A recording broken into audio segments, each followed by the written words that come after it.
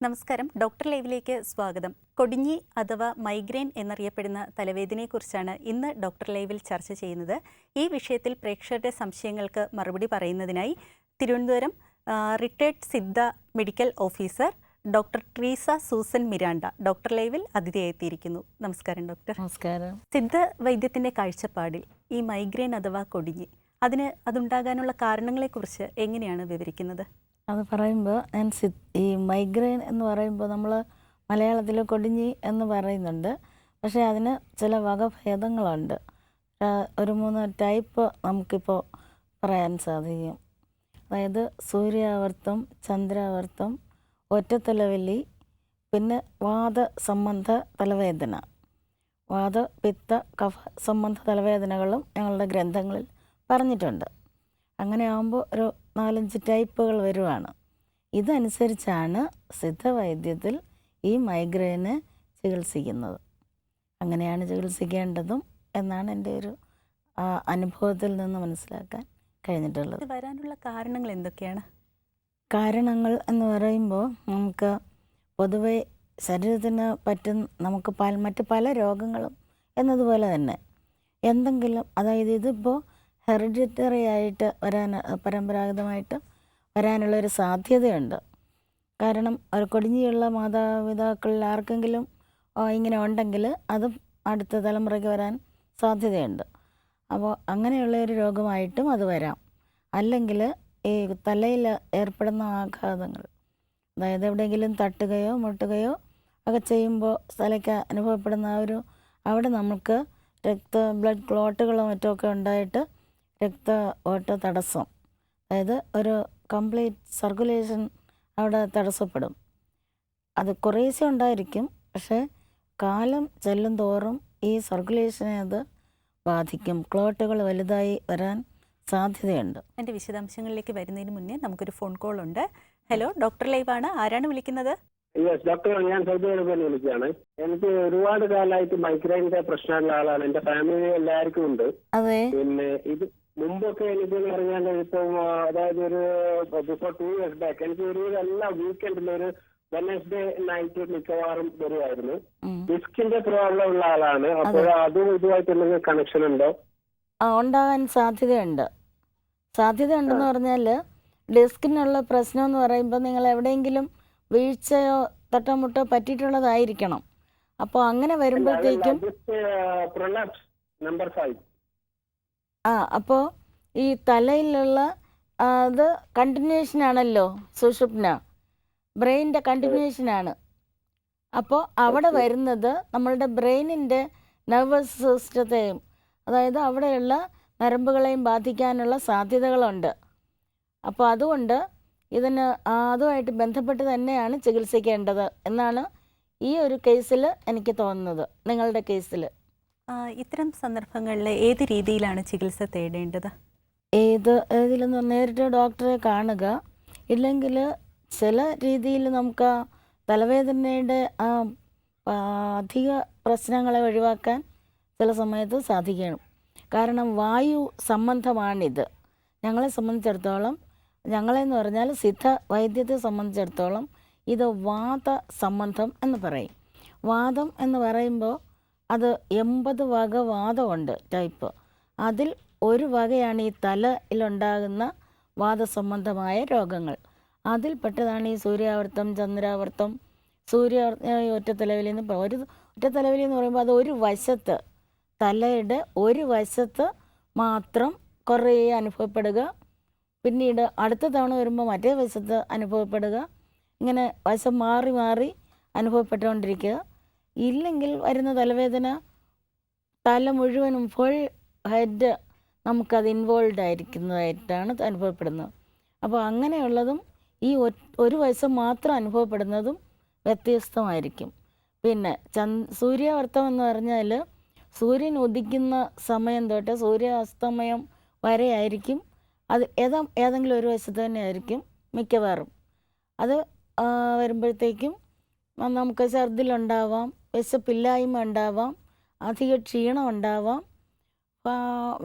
വെള്ളം കുടിക്കണമെന്നാണെങ്കിലും വെള്ളം കുടിക്കാതെ ഇരിക്കാൻ ശ്രമിക്കും. വെള്ളം കുടിച്ചാൽ ഛർദിൽ വരുന്ന പോലെയൊക്കെയുള്ള ആ ഒരു സെൻസേഷൻ ഉണ്ടാവുക. അപ്പോൾ ഇത് നമ്മൾ ഒഴിവാക്കും തോറും ഈ വായുക്കൾ കോപിക്കുകയാണ് ചെയ്യുന്നത്. അത് വീണ്ടും പ്രശ്നം ഉണ്ടാക്കും. അങ്ങനെ ഈ പകൽ സമയം മുഴുവൻ അതിൽ നമ്മൾ വിഷമിച്ച് സന്ധ്യയാകുമ്പോൾ ചിലപ്പോൾ ഒരു മയക്കം, ഉറക്കം, ക്ഷീണം ഒക്കെ ഉള്ളതുകൊണ്ട് ഉറങ്ങി രാവിലെ എഴുന്നേൽക്കുമ്പോൾ വീണ്ടും ചിലപ്പോൾ വരാൻ സാധ്യതയുണ്ട്. ഭക്ഷണം നമ്മൾ കഴിക്കാതെ ഒരിക്കലും രാത്രി ഉറങ്ങാൻ പാടില്ല ഈ അവസ്ഥയുള്ളവർ. ഡോക്ടർ, നമുക്ക് ഒരു കോൾ കൂടെ ഉണ്ട്. ഹലോ, ഡോക്ടർ ലൈവാണ്. ആരാണ് വിളിക്കുന്നത്? അതെ, ഞാൻ അനിൽകുമാർ എന്ന് പറയും, മലപ്പുറം ജില്ലയിൽ നിന്നാണ്. ഡോക്ടറുണ്ട്, ചോദിച്ചോളൂ. ഹലോ. ഹലോ. ഡോക്ടർ, ഞാൻ എന്റെ മോന് വേണ്ടിയിട്ടായിരുന്നേ. അതെ. അവനിപ്പോ ഇപ്രാവശ്യം 10ാം ക്ലാസ്സിലാണ്. അവന് ഇടയ്ക്കിടയ്ക്ക് ഒരു തലവേദന വരുവാണ്. അപ്പൊ ഹോമിയോ മരുന്നൊക്കെ നോക്കിയായിരുന്നു. അതിനൊന്നും കൂടുതൽ ഫലമൊന്നും കിട്ടിയില്ല. എത്ര വർഷമായി ഇത് ആരംഭിച്ചിട്ട്?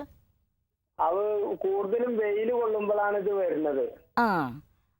അപ്പൊ വായിക്കുമ്പോഴൊക്കെ ചെറുതായിട്ട് കണ്ണിന് ചൊറിച്ചില് അങ്ങനത്തെ ഇതൊക്കെ വരുന്നുണ്ട് ഇടയ്ക്കിടയ്ക്ക്. കണ്ണിന്ന് വെള്ളം വരുമോ ചൊറിയുമ്പോ? ചെറുതായിട്ട് വെള്ളം വരുന്നൊക്കെ ഉണ്ട്. അപ്പൊ ഈ സിദ്ധ പ്രകാരം ചിലപ്പോ അവന്റെ ശരീരക്കൂറ് എങ്ങനെ മെലിഞ്ഞിട്ടാണോ? മെലിഞ്ഞിട്ട് ശകല ഹൈറ്റ് ഉണ്ടായിട്ടാണ്. ഹൈറ്റ് ഉണ്ട്. അപ്പം കളറോ? കളർ ഇരുനിറാണ്. ഇരുനിറം. അപ്പോൾ അവന് പിത്തവർദ്ധനയാണ് കാരണം കൂടുതൽ എനിക്ക് തോന്നുന്നത്. അപ്പോൾ ഈ പിത്തവർദ്ധന എന്ന് പറഞ്ഞാൽ ഉഷ്ണം ഉണ്ടാക്കുന്ന തരത്തിലുള്ള ഭക്ഷണ സാധനങ്ങൾ പോലും അവന് ഒഴിവാക്കേണ്ടിയിരിക്കുക.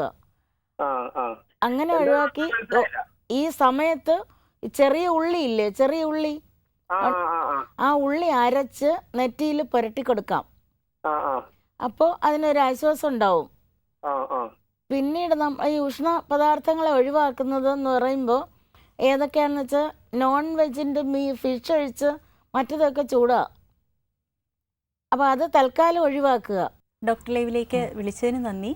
ഡോക്ടർ, ഇതുണ്ടാകാനുള്ള കാരണങ്ങളെക്കുറിച്ചായിരുന്നു കോളിന് മുമ്പ് നമ്മൾ സംസാരിച്ചുകൊണ്ടിരുന്നത്. അതെ, അതിനുള്ള കാരണങ്ങളെന്ന് പറയുമ്പോൾ നമ്മളുടെ ശരീരക്കൂറ് വാത, പിത്ത, കഫക്കൂറുകളാണ് എന്ന് പറയും. അതായത് ബോഡിയുടെ ഒരു ടെക്സ്ചറാണിത്. അത് നമ്മൾക്ക് ജനനാൽ കിട്ടുന്ന ആ കൂറാണ്.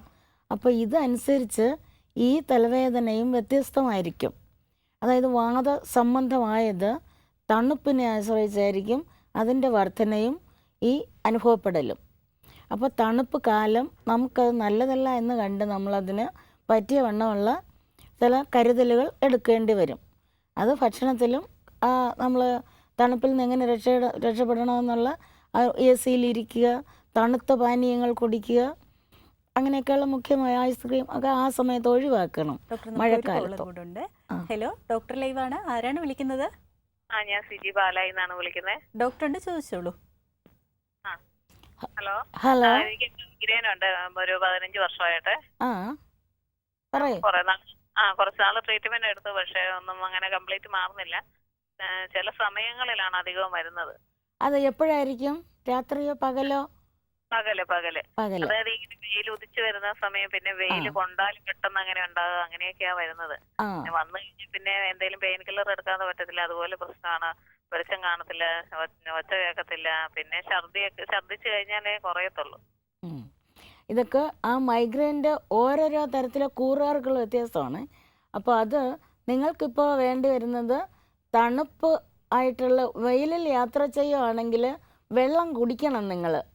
നിങ്ങളെ സംബന്ധിച്ചിടത്തോളം വെള്ളം കുടിച്ചിട്ട് വെയിലിൽ യാത്ര ചെയ്യുമ്പോൾ ജ്യൂസോ എന്തെങ്കിലും തണുക്കാൻ കുടിച്ചിരിക്കണം. വിശപ്പ് സഹിച്ചുകൊണ്ട് യാത്ര ചെയ്യരുത്. കുടിക്കുമ്പോൾ ചൂട് പാനീയമല്ല, തണുത്തായിരിക്കണം കുടിക്കേണ്ടത്. പിന്നീട് ഇത് വരുമ്പോൾ കഴിവതും അല്പം വിശ്രമിക്കാനും ബ്രെയിനിനൊരല്പം വിശ്രമം ഇതിനാവശ്യം വരും. അപ്പോൾ അതിന് നമ്മൾ ഈ ചെറിയ ഉള്ളി ഒരു പൊതുപ്രയോഗമാണ്. ഉള്ളി അരച്ച് നെറ്റിയിൽ പുരട്ടുക. അങ്ങനെ ചെയ്ത് ഇതിനെ ഒന്ന് ശമിപ്പിക്കാൻ നമുക്ക് സാധിക്കും. കൂടുതലായിട്ട് വർഷങ്ങളോളം ഒക്കെ നീണ്ടു നിൽക്കുന്നതാണെങ്കിൽ അത് തലയിൽ എന്തെങ്കിലും തട്ടോ മുട്ടോ മറ്റോ കിട്ടി മർമ്മസ്ഥാനങ്ങളുണ്ട്, അവിടെ പറ്റുമ്പോൾ നമുക്ക് വരാറുണ്ട് ഇത്. അപ്പോൾ സിദ്ധ ഡോക്ടേഴ്സിന് ആരെങ്കിലും നിങ്ങളുടെ അവിടെ കാണാൻ സാധിക്കുമെങ്കിൽ അത് ഉചിതമായിരിക്കും തോന്നുന്നു. ഡോക്ടർ ലൈവിലേക്ക് വിളിച്ചതിന് നന്ദി. ഡോക്ടർ ലൈവിൽ ഇനിയൊരു ഇടവേളയ്ക്കുള്ള സമയമാണ്. ഡോക്ടർ ലൈവിൽ ഇനിയൊരു ഇടവേള. ഡോക്ടർ ലൈവ് തുടരുന്നു. മൈഗ്രെയിനെ കുറിച്ചാണ് ഇന്ന് ഡോക്ടർ ലൈവിൽ ചർച്ച ചെയ്യുന്നത്. ഡോക്ടർ, ഇത് സാധാരണയായിട്ട് ഏത് പ്രായക്കാരിലാണ് കൂടുതൽ കണ്ടുവരുന്നത്? വളരെ ചെറുപ്പത്തിൽ സാധാരണ കാണാറില്ല. അത് കണ്ണിൻ്റെ മറ്റു പ്രശ്നങ്ങളായിരിക്കും. പക്ഷെ ഒരു എബവ് 15 മിക്കവാറും കാണപ്പെടും. അത് ചികിത്സിച്ച് മാറ്റാൻ സാധിക്കാത്തത് അവസാനം വരെ തുടരുകയും ചെയ്യും. ഇതിനെന്താണൊരു പരിഹാര മാർഗമായിട്ട് നമുക്ക് നിർദ്ദേശിക്കാൻ കഴിയുന്നത്? പരിഹാര മാർഗം എന്ന് പറയുമ്പോൾ സിദ്ധവൈദ്യത്തിൽ പറഞ്ഞിരിക്കുന്നത് പോലെ ചെയ്താൽ നമുക്ക് മാറി കിട്ടുന്നുണ്ടെന്നുള്ളതേ എന്നെ സംബന്ധിച്ചിടത്തോളം പറയാൻ പറ്റുന്നുള്ളൂ. സിദ്ധവൈദ്യത്തിൽ അതിൻ്റെ കാരണങ്ങളെല്ലാം കാരണം നോക്കുന്നത് നാഡി നോക്കി തന്നെയാണ്, നാഡി സ്പർശം തന്നെയാണ് അതിൻ്റെ ഒരു ഡയഗ്നോസ്റ്റിക് മെത്തേഡ്.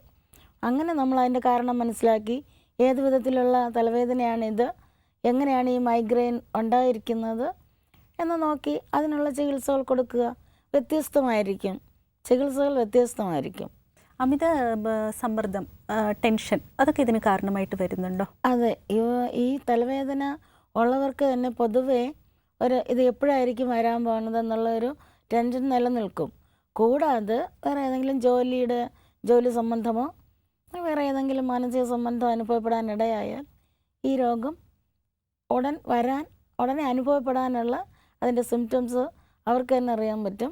ഈ സിംറ്റം ഉള്ളപ്പോൾ തന്നെ നമ്മൾ ചില ആർക്ക് വെള്ളം കുടിച്ചാൽ മാറുന്നതായിരിക്കും, ചിലർക്ക് ചൂടുപാനീയം കുടിച്ചാൽ മാറുന്നതായിരിക്കും, ചിലർക്ക് തണുത്ത പാനീയം കുടിച്ചാൽ മാറുന്നതായിരിക്കും, ചിലർക്ക് ഈ നേരത്തെ ഞാൻ പറഞ്ഞ പോലെ ഉള്ളി അരച്ച് നെറ്റിയിൽ പുരട്ടാം.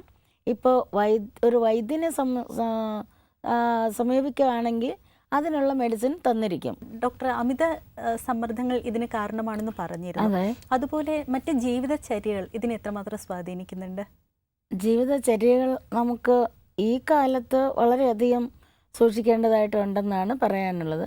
പക്ഷേ ഇത് വരുന്ന തലവേദന ഉള്ള ഒരാളാണെങ്കിൽ ചുമ്മാ ഒരു ജലദോഷമായാൽ പോലും തലയിൽ നീരിൻ്റെ പ്രശ്നം, അതായത് സർക്കുലേഷൻ കുറയുകയാണ്, അപ്പോൾ സർക്കുലേഷനെ തടസ്സപ്പെടുത്തുകയാണ്. അപ്പോഴാണ് ഈ കണ്ണിൽ നിന്ന് വെള്ളം വരിക, മൂക്കിൻ്റെ പ്രശ്നം, മൂക്കടപ്പ്, സൈനസൈറ്റിസ് എന്ന് പറയുന്ന ഒരു പ്രശ്നം, ഇങ്ങനെയൊക്കെ ഇൻഫ്ലമേഷനാണ് സൈനസിൻ്റെ. അപ്പോൾ ഇതെല്ലാം നമുക്ക് പ്രശ്നങ്ങൾ ഉണ്ടാക്കുന്നതാണ്. അപ്പോൾ പ്രശ്നങ്ങൾ എപ്പോഴും നമുക്ക് ഈ സമ്മർദ്ദങ്ങളും ഉണ്ടാക്കിക്കോളും. അപ്പോൾ ഇതിനെല്ലാം കാരണം എന്ന് പറയുമ്പോൾ നമ്മളുടെ ഓരോ ശരീരക്കൂറനുസരിച്ചുള്ള ഭക്ഷണ ക്രമീകരണങ്ങൾ അറിയാവുന്ന ഒരാളെ നമ്മൾ കണ്ടുപിടിച്ചെടുത്ത് ഇനി അതനുസരിച്ച് പോവുക എന്നുള്ളതാണ് മുഖ്യമായ ഒരു റെമഡി എന്ന് പറയാൻ. ഹലോ, ഡോക്ടർ ലൈവാണ്. ആരാണ് വിളിക്കുന്നത്? ജോസ് ആണ്. ഡോക്ടറുണ്ട്, ചോദിച്ചോളൂ. എന്റെ മോക്ക് വേണ്ടിയിട്ടാണ് സംസാരിക്കുന്നത്. മോക്ക് അതെ, 18 വയസ്സായി. ചോദിച്ചോളൂ. മോക്ക് 18 വയസ്സായി. അതെ, മോക്ക് മൈഗ്രെയിൻ ടെസ്റ്റും ഉണ്ട്. അപ്പോൾ എന്താണ് ട്രീറ്റ്മെന്റ്? മോഡേൺ ട്രീറ്റ്മെന്റ് ആദ്യം ഇംഗ്ലീഷ് മെഡിസിൻ എല്ലാം ചെയ്തിരുന്നു, MRI ചെയ്തായിരുന്നു, അതിലൊന്നും കുഴപ്പമൊന്നും കണ്ടില്ല. ഇത് വരുമ്പോൾ ഛർദിലോ മറ്റോ ഉണ്ടോ? അല്ല, ഛർദില് ചില ദിവസങ്ങളിൽ ഛർദില് വരും ലാസ്റ്റ്. ഇത് മെൻസസ് ടൈമുമായിട്ട് ബന്ധമുണ്ടോ? ഇല്ലില്ല. അതിന്റെ ഇടസമയത്താണോ? എന്തോ ഇടയിൽ ആണോ? ആഴ്ച ഒരു 2 ദിവസമുണ്ട്. ആർക്കും കൃത്യമായിട്ട് ഇത് ക്യൂർ ആക്കാനായിട്ട് ഇപ്പോൾ സാധിക്കുന്നില്ല. അതുകൊണ്ട് നേരിട്ട് തന്നെ ബന്ധപ്പെട്ടാൽ നല്ലതായിരിക്കും. അല്ലെങ്കിൽ അവിടെ പരിചയമുള്ള ആരെങ്കിലും സിദ്ധ ഡോക്ടേഴ്സിനെ ബന്ധപ്പെടുക. ഡോക്ടർ ലൈവിലേക്ക് വിളിച്ചതിന് നന്ദി. ഡോക്ടർ, ഇനിയൊരു ഇടവേളയ്ക്കുള്ള സമയമാണ്. ഡോക്ടർ ലൈവിൽ ഇനിയൊരു ഇടവേള. ഡോക്ടർ ലൈവ് തുടരുന്നു. കൊടിഞ്ഞി അഥവാ മൈഗ്രെയിനെ കുറിച്ചാണ് ഇന്ന് ഡോക്ടർ ലൈവിൽ ചർച്ച ചെയ്തുകൊണ്ടിരിക്കുന്നത്. ഡോക്ടർ, നമുക്കൊരു കോളർ ഉണ്ട്. ഹലോ, ഡോക്ടർ ലൈവാണ്. ആരാണ് വിളിക്കുന്നത്? ഞാൻ സൗദി അറേബ്യയിൽ നിന്ന് മോഹൻദാസ് ആണ്. ഡോക്ടറിന്റെ ചോദിച്ചോളൂ. ഹലോ. ഡോക്ടർ. അതെ, ചോദിച്ചോളൂ. ഡോക്ടർ, ഞാൻ 6 മാസമായിട്ട് എനിക്കൊരു തലവേദന വന്നിട്ടേ. അതെ, മൈഗ്രെയിന്റെ ഒരു പരിപാടിയാണെന്നും പറഞ്ഞ് ഞാൻ കുറെ ടാബ്ലറ്റ്സ് ഒക്കെ കഴിച്ചു ഇവിടെ. പക്ഷെ സ്കാൻ ചെയ്തപ്പോ പറഞ്ഞു നെറ്റിക്കകത്തും കണ്ണിന്റെ താഴത്തും ഈ കഫം കെട്ടി നിൽക്കുകയാണെന്ന് പറഞ്ഞിട്ട്. അപ്പൊ അത് എന്താണ് ഡോക്ടർ, അത് മാറുന്നില്ല? എന്തൊക്കെ ടാബ്ലറ്റ് കഴിച്ചിട്ട് മാറുന്നില്ല? എന്താ അതിന്റെ പരിപാടി എന്ന് അറിയുന്നില്ല. എന്ത് ടാബ്ലറ്റ് ആണെന്ന് എനിക്കറിയാൻ പറ്റുന്നില്ല. പക്ഷെ നിങ്ങൾക്ക് ഈ കഫവർദ്ധന ഉള്ള ശരീരപ്രകൃതമാണെന്ന് തോന്നുന്നു. ഈ കഫം പോയേ പറ്റൂ. അത് പോകുന്നില്ല. അപ്പൊ നമ്മൾ ഈ അണുതൈലം മേടിച്ച് അത് കിട്ടുമോ എന്ന് നോക്കൂ. അത് ഉപയോഗിച്ച് നോക്കുമ്പോൾ നമുക്കറിയാമല്ലോ. Okay thank you doctor. Okay ഡോക്ടറിലേക്ക് വിളിച്ചതിന് നന്ദി. ഡോക്ടർ, സൈനസൈറ്റിസും മൈഗ്രെയിനുമായിട്ട് എന്തെങ്കിലും ബന്ധം കാണപ്പെടുന്നുണ്ടോ? ഉണ്ടല്ലോ. സൈനസൈറ്റിസ് കഫവർദ്ധന ഉണ്ടാകുമ്പോൾ ഉണ്ടാകുന്ന രോഗമാണ്. അതായത് കഫക്കൂറുള്ളവർക്ക് ഈ സൈനസുകളിൽ അശുദ്ധ വെള്ളമാണ് ആദ്യം ഉണ്ടാകുന്നത്. വെള്ളം അവിടെ കെട്ടി നിന്നിട്ട് അശുദ്ധി ആകി മാറുകയും ആകും. അപ്പോൾ അങ്ങനെ വരുമ്പോൾ അത് കട്ടിയാവും. പിന്നെ അവിടെ കഫം ചേർന്നാണ് കൂറ്, നമ്മുടെ കൂറിൽ ആ കഫം ചേർന്ന് കഫത്തിൻ്റെ ഇരിപ്പിടമാണ് ഇതെല്ലാം. അവിടെ ഒരു കട്ടിയുണ്ടാവും. ഒന്നുകിൽ പോളിപ്പായി മാറും, ഇല്ലെങ്കിൽ ഏതെങ്കിലും ഒന്നായി അത് മാറുന്നതിനോ അങ്ങനെ ഒരു തലവേദനയായിട്ടും ഇത് മാറും. അപ്പോൾ അങ്ങനെയുള്ളവർക്ക് നെറ്റിയിൽ നല്ല വേദനയായിരിക്കും, കുത്തിപ്പൊറിക്കുന്ന വേദനയായിരിക്കും, തല മുഴുവൻ ഇളകി മറിയുന്ന വേദനയായിരിക്കും. കണ്ണിൻ്റെ താഴെ, മൂക്കിൽ ചിലപ്പോൾ തുമ്മൽ, തുമ്മി തന്നെ മൂക്ക് വേദനിക്കുക, കണ്ണിൽ നിന്ന് വെള്ളം തിരതിരായി വന്നുകൊണ്ടിരിക്കുക, മനുഷ്യൻ്റെ അസ്വസ്ഥത. ഇത് വയറിനെയും പ്രതികൂലമായി ബാധിക്കുകയും ചെയ്യും. കഫം അല്ല വയറിന് വേണ്ടത്, നമുക്ക് ദീപനത്തിന് വേണ്ടത് പിത്തമാണ്. അതായത് ദഹനരസം പിത്ത ആണ് നമുക്ക് വേണ്ടത്. അപ്പോൾ അവിടെയും ഇത് ബാധിക്കുകയാണ്. അപ്പോൾ ഇതെല്ലാം ബന്ധപ്പെട്ട ഇത് വയറുമായിട്ടും ഈ മർമ്മസംബന്ധ, അതായത് നട്ടെല്ലിൻ്റെ സുഷുമ്ന നാഡിയിൽ വരുന്ന പ്രശ്നങ്ങളുമായിട്ടും തലയിലുണ്ടാകുന്ന ബ്രെയിനിലുണ്ടാകുന്ന പ്രശ്നങ്ങളുമായിട്ടും പുറത്ത് ടെൻഷൻ ഉണ്ടാക്കുന്ന കാരണങ്ങളുമായിട്ടും എല്ലാം ഇതിന് ബന്ധമുണ്ട്. എങ്ങനെയാണ് സിദ്ധവൈദ്യത്തിൽ ഇതിനുള്ളൊരു ചികിത്സ? സിദ്ധവൈദ്യത്തിൽ നമ്മൾ മെഡിസിൻസ് ഉള്ളിലും കൊടുക്കുന്നുണ്ട്. അതിന് നമുക്ക് ഭസ്മസന്തൂരങ്ങളാണ്, അതൊക്കെ വെൽ പ്രിപ്പയർഡ് ആയിരിക്കണമെന്ന് മാത്രമേ ഉള്ളൂ. അതിന് മാത്രമേ ഇതിനൊക്കെ കംപ്ലീറ്റായിട്ട് മാറ്റാനായിട്ട് സാധ്യമാകൂ. പിന്നെ നമ്മളുടെ സിദ്ധയിലുള്ള എണ്ണകളുണ്ട്, തലയ്ക്കുള്ള. ആയുർവേദത്തിലൊന്നും ഉള്ളതല്ല, സിദ്ധയിലുള്ള എണ്ണകളാണ്. ആ എണ്ണകൾ ഒരു 6 മാസമോ അല്ലെങ്കിൽ 1 വർഷമോ ഒക്കെ ഉപയോഗിക്കാം, അതുകൊണ്ടൊന്നും പ്രശ്നമില്ല. അങ്ങനെയൊക്കെ ഉപയോഗിക്കുകയും ഈ സൈനസിൻ്റെ ഭാഗങ്ങളിൽ, ചെവിയുടെ ഭാഗത്ത്, കഴുത്തിൻ്റെ പിറകുവശം, കഴുത്തിൽ, നെറ്റിയിൽ, തലയുടെ ഉച്ചി എന്ന് പറയുന്ന ഉച്ചി ഭാഗം എല്ലാവർക്കും അറിയാമല്ലോ. ഉച്ചി ഭാഗം എന്ന് പറയുന്നത് ഇവിടെയാണ്. ഇവിടെയൊക്കെ നന്നായി ആ എണ്ണ പുരട്ടി ഒരു 2-3 മണിക്കൂറൊക്കെ നിന്ന് കുളിക്കാൻ ഒരു സമയം ആഴ്ചയിൽ 1 ദിവസമെങ്കിലും കിട്ടുവാണെങ്കിൽ അത് പ്രയോജനപ്പെടുത്തിയാൽ ഇതുവരെയുള്ള എല്ലാ ആളുകൾക്കും പ്രയോജനം കാണുന്നുണ്ട്. അതുകൊണ്ട് അത് നമുക്ക് പൂർണ്ണമായിട്ടും ചികിത്സിച്ച് ഭേദമാക്കാൻ പറ്റുന്ന ഒരു രോഗം തന്നെയാണ്. മറ്റെല്ലാ രോഗങ്ങൾ പോലെ തന്നെയാണ് ഇതും. പക്ഷേ മോഡേണിൽ കാരണം കണ്ടുപിടിക്കാൻ അവർക്ക് സാധിക്കുന്നില്ല എന്നുള്ള ഒരു പ്രശ്നം അവിടെയുണ്ട്. മെഷീനിൽ ഇതിൻ്റെ കാരണം കാണാൻ ബുദ്ധിമുട്ടാണ്. ഡോക്ടർ ലൈവിൻ്റെ സമയം ഇന്നിവിടെ പൂർണ്ണമാവുകയാണ്. മൈഗ്രെയിൻ അഥവാ കൊടിഞ്ഞിയെക്കുറിച്ചാണ് ഇന്ന് ഡോക്ടർ ലൈവിൽ ചർച്ച ചെയ്തത്. നന്ദി, നമസ്കാരം.